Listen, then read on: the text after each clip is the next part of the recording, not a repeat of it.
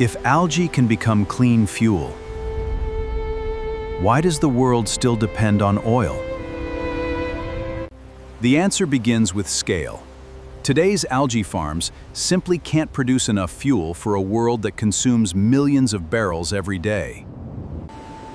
Then comes cost. Growing, harvesting, and refining algae still requires expensive technology that researchers are working hard to improve. But the race has already begun.